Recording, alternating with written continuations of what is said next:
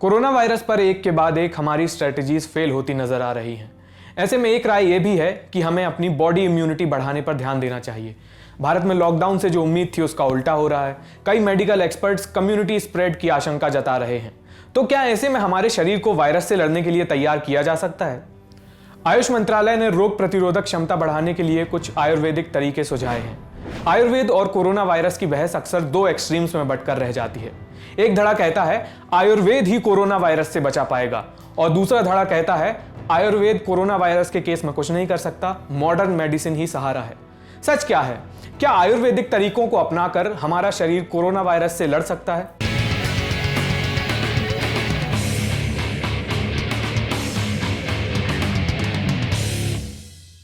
नमस्ते, मैं आयुष हूं, साइंसकारी में। आज हम इम्यूनिटी यानी रोग प्रतिरोधक क्षमता की बात करेंगे। कोरोना वायरस और नेचुरल तरीकों से इम्यूनिटी दुरुस्त करने को लेकर जो डाउट्स हैं, हम उन्हें क्लियर करने की कोशिश करेंगे। साथ में हम एक नजर इस पर भी मारेंगे कि हमारी जो तथाकथित मॉडर्न लाइफस्टाइल है उसमें क्या दिक्कतें हैं। पहले सबसे जरूरी बात, इम्यूनिटी सुधारना कोई एक दो दिन या हफ्तों का काम नहीं होता है। इसमें कई महीनों और सालों का वक्त लगता है। कुछ दिनों और हफ्तों में बस हम इतना कर सकते हैं कि हमारे इम्यून सिस्टम पे जो हमने एक्स्ट्रा बोझ डाल रखा है उसे हल्का कर सकते हैं, हम उसे सपोर्ट दे सकते हैं। अगर आपको लगता है कि किसी भी तरीके से आप कुछ दिनों में अपनी इम्यूनिटी बूस्ट कर लेंगे तो आपको बहुत गलत लगता है। सबसे पहले इम्यूनिटी को अच्छे से समझ लीजिए ताकि कोई डाउट ना रहे। हमारी बॉडी इम्यूनिटी देश की सुरक्षा व्यवस्था जैसी है। इसकी 3 परतें हैं। हम इन तीनों परतों को सरहद, पुलिस और स्पेशल फोर्सेस के उदाहरण से समझेंगे। इम्यूनिटी की जो फर्स्ट लाइन ऑफ डिफेंस होती है उसको कहते हैं बैरियर्स। बैरियर्स मतलब अवरोध। देश में जो काम बॉर्डर और एयरपोर्ट सिक्योरिटी सिस्टम का होता है, शरीर में वही काम बैरियर्स करते हैं। बैरियर्स क्या हैं? बैरियर्स जैसे कि हमारी स्किन, हमारी त्वचा कई सारे कीटाणुओं को अंदर जाने से रोकती है। यहाँ कई सारे केमिकल्स होते हैं जो उन्हें बाहर ही खत्म कर देते हैं। हमारे पेट और दूसरे अंग भी बैरियर का काम करते हैं। पेट का जो एसिडिक माहौल होता है ना, जो पाचन के लिए इस्तेमाल होता है, वो बहुत सारे कीटाणुओं को पाचन के दौरान ही खत्म कर देता है। ये होता है बैरियर। बॉडी इम्यूनिटी में सेकेंड लाइन ऑफ डिफेंस जो होती है वो होती है इनेट इम्यूनिटी। ये शरीर के अंदर होती है, इम्यून सेल्स वगैरह होते हैं। इनेट का मतलब जो जन्म से ही हमारे साथ है। इनेट इम्यूनिटी देश की पुलिस फोर्स जैसी होती है। इसके सिपाही हमेशा और हर जगह मौजूद होते हैं, और किसी घुसपैठ की खबर लगते ही ये सिपाही तुरंत हमला कर देते हैं, लाठी चार्ज कर देते हैं। इनेट इम्यूनिटी स्पेसिफिक नहीं होती, मतलब हर कीटाणु से लड़ने के लिए सिपाही एक ही तरीका अपनाते हैं, वही लाठी चार्ज। इस मोर्चे का हिस्सा कई इम्यून सेल्स और प्रोटीन्स होते हैं। सबसे ज्यादा फेमस है फेगोसाइट्स, यानी कीटाणुओं को खाकर पचा जाने वाले सेल्स। ये है इनेट इम्यूनिटी। इम्यूनिटी की जो सबसे लास्ट लाइन ऑफ डिफेंस होती है और जो सबसे मजबूत होती है वो होती है अडैप्टिव इम्यूनिटी। अडैप्ट होने का मतलब है माहौल के हिसाब से ढल जाना। अडैप्टिव इम्यूनिटी नए नए कीटाणुओं को देखकर समय के साथ तैयार होती है, समय के अनुकूल तैयार होती है। ये इम्यूनिटी का सबसे पावरफुल फॉर्म होता है, और किसी खतरनाक वायरस में इसी का सहारा होता है जड़ से खत्म करने के लिए। अडैप्टिव इम्यूनिटी देश की स्पेशल फोर्सेस जैसी होती है। बड़े आतंकवादी हमले जो पुलिस नहीं संभाल पाती, उनके लिए स्पेशल फोर्सेस को उतारना पड़ता है। इसमें ज्यादा समय जरूर लगता है, लेकिन ये वाले जो सिपाही होते हैं वो टारगेटेड अटैक करते हैं और समस्या को जड़ से मिटा देते हैं। अडैप्टिव इम्यूनिटी को किसी अटैक के बाद तैयारी के लिए वक्त चाहिए होता है। पहले इन्वेजन होता है, उसके बाद ये तैयारी करते हैं, फिर ये अटैक करते हैं। इससे शरीर में ऐसे इम्यून सेल्स और एंटीबॉडीज बनाई जाती हैं जो स्पेसिफिकली उन कीटाणुओं को मार गिराएं। उनके लिए स्ट्रेटेजी तैयार होती है। अडैप्टिव इम्यूनिटी और इनेट इम्यूनिटी दोनों तालमेल में साथ में काम करती हैं। इनेट इम्यूनिटी के साथ मिलकर अडैप्टिव इम्यूनिटी वायरस को एकदम जड़ से मिटा देती है, हम आपको बता चुके हैं। लेकिन उसके लिए वायरस को शरीर में घुसना जरूरी होता है। उसका वेट कौन करेगा?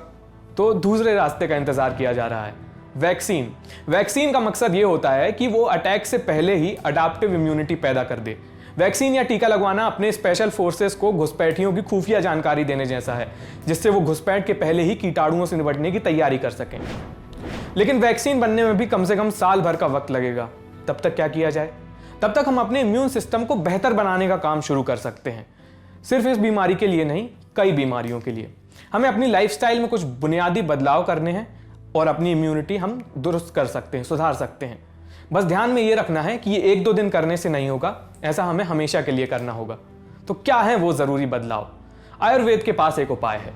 आयुर्वेद से जुड़ी कई बातें सुश्रुत और चरक जैसे वैज्ञानिकों ने 1500-2000 साल पहले ही बता दी थी। कुछ और बातें हमें आधुनिक विज्ञान की मदद से भी पता चल रही हैं। हम इन बातों का निचोड़ आपको बताएंगे। इम्यूनिटी चकाचक रखने के लिए हमें 5 मेन चीजों पर ध्यान देना है अपनी लाइफस्टाइल की, अपनी जीवन शैली की। कौन सी हैं वो 5 चीजें, बताते हैं एक एक करके। पहली चीज, फूड यानी खाना। आपको जंक फूड अवॉइड करना चाहिए। शरीर में जितना ज्यादा फैट होता है वो इम्यूनिटी को उतना कम करता है, ये एक बेसिक सा रूल है। तो फिर खाना क्या चाहिए? आप बस इतना ध्यान रखिए कि आपके दैनिक आहार में हरी सब्जियां और फल जरूर होने चाहिए। यहां से आपको इम्यूनिटी के लिए जरूरी विटामिन और मिनरल्स मिलेंगे जो आपके सिपाहियों को तैयार करेंगे। कौन से विटामिन और मिनरल्स चाहिए होते हैं? विटामिन ए, सी, डी और ई, मतलब बी को छोड़कर जो शुरू के 5 अल्फाबेट्स हैं वो विटामिन। और मिनरल्स कौन से चाहिए? सेलेनियम, आयरन और जिंक। हम स्पेसिफिक फल सब्जियां नहीं बता रहे हैं क्योंकि बहुत सारी हैं और बहुत सारी में ये सब होते हैं। तो इंटरनेट पर आप सर्च कर लीजिए और जो सीजनल हो, आपके आसपास उपलब्ध हो, उन्हें खाते रहिए।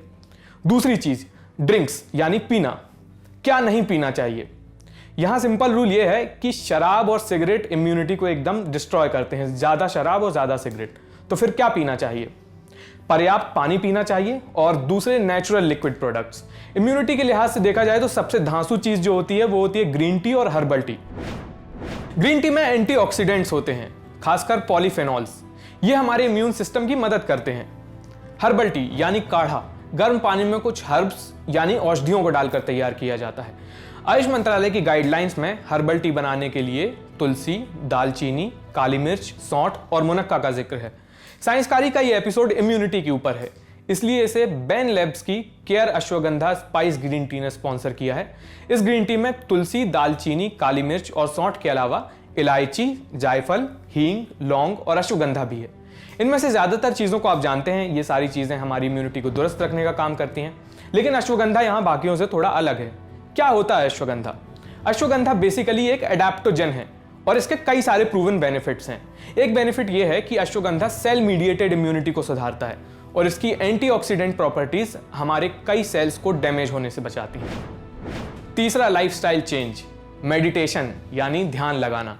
बहुत सारे लोग कोविड को लेकर बहुत ज्यादा टेंशन पाल रहे हैं। ये ठीक नहीं है। स्ट्रेस यानी तनाव लेने से हमारे शरीर में कॉर्टिसोल बनने लगता है और कॉर्टिसोल हमारे इम्यून रिस्पॉन्स को कमजोर कर देता है। स्ट्रेस मैनेजमेंट के लिए मेडिटेशन एक बहुत ही बढ़िया सॉल्यूशन है। मेडिटेशन के कई सारे जाने हुए फायदे हैं, जिनमें से एक ये है कि वो कॉर्टिसोल लेवल को कम रखता है। मेडिटेशन के कई सारे तरीके होते हैं, किसी भी तरीके से किया जा सकता है। सबसे सिंपल तरीका ये होता है, जो जाना माना है, वो ये है कि गहरी सांस लेनी है, धीरे धीरे छोड़नी है और अपना ध्यान उस पर लगाना है। चौथा, लाइफस्टाइल चेंज, एक्सरसाइज यानी योग व्यायाम। एक्सरसाइज के भी कई सारे फायदे होते हैं। पहला तो यही है कि एक्सरसाइज से भी स्ट्रेस यानी कॉर्टिसोल लेवल्स नीचे आते हैं। दूसरा फायदा यह है कि इससे फैट कम होता है और फैट का हम आपको बता चुके हैं कि वो इम्यूनिटी के लिए ठीक नहीं होता। और मायोकिन्स नाम के प्रोटीन भी बनते हैं एक्सरसाइज करने से। मायोकिन्स हमारे इन्फ्लेमेटरी रिस्पॉन्स को कम करते हैं। एक्सरसाइज और मेडिटेशन दोनों का एक और बहुत बड़ा फायदा यह है कि इससे नींद बहुत अच्छी आती है। नींद से क्या होता है? लाइफस्टाइल चेंज में 5वां और आखिरी बड़ा फैक्टर नींद ही है। स्लीप, सोना। एक स्टडी में पाया गया है कि जो लोग 5 घंटे से कम सोते हैं उन्हें 7 घंटे से ज्यादा सोने वालों के मुकाबले जुकाम होने के 4.5 गुना ज्यादा चांस होते हैं। जुकाम यानी कॉमन कोल्ड भी वायरस के कारण ही होता है। कैसे होता है ये जानने के लिए आप साइंसकारी का पुराना एपिसोड देखिए, लिंक डिस्क्रिप्शन में है। बात वायरस की है और इम्यून रिस्पॉन्स की है। 7-8 घंटे की ढंग की नींद हमारे इम्यून सिस्टम के लिए बेहद जरूरी होती है।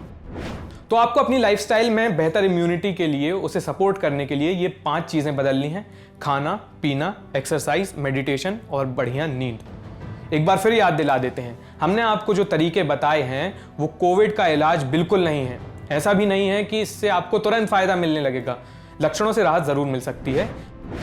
ये वाली लाइफस्टाइल स्वस्थ शरीर के लिए एक लॉन्ग टर्म इन्वेस्टमेंट्स हैं, छोटी और बड़ी दोनों टाइप की बीमारियों के लिए। कई विशेषज्ञ ये बात बता चुके हैं कि ये इकलौती महामारी नहीं है। इससे पहले भी कई आई थी, आगे भी और आएंगी। और जैसा कि एक पुरानी और घिसी पिटी मगर बेहद जरूरी कहावत है, prevention is better than cure. जाते जाते एक बात समझनी बहुत जरूरी है, कोरोना वायरस के केस में इम्यूनिटी शरीर की मदद तो कर सकती है, लेकिन कोई गारंटी नहीं है। बहुत सारे फैक्टर्स हैं जिन पे ये चीज़ें डिपेंड करती हैं। आप डायबिटिक हैं कि नहीं, आपका ब्लड प्रेशर कैसा रहता है, आपकी एज क्या है। इसलिए ज़्यादातर मेडिकल एक्सपर्ट्स खुद को इन्फेक्शन से बचाने की सलाह दे रहे हैं। 3 दीवारें हैं जिनके अंदर आपको रहना है। पहली दीवार है सोशल डिस्टेंसिंग, दूसरी है मास्क और तीसरी दीवार है हैंड वॉश। हमारी यही सलाह है कि लॉन्ग टर्म के लिए एक हेल्दी लाइफस्टाइल अपनाइए जिस पर संस्कृति और साइंस दोनों का एक मत है। हर बात पर आंख मूंद कर भरोसा मत कीजिए, संस्कारी के साथ साथ साइंसकारी भी बनिए। देखने के लिए बहुत बहुत शुक्रिया।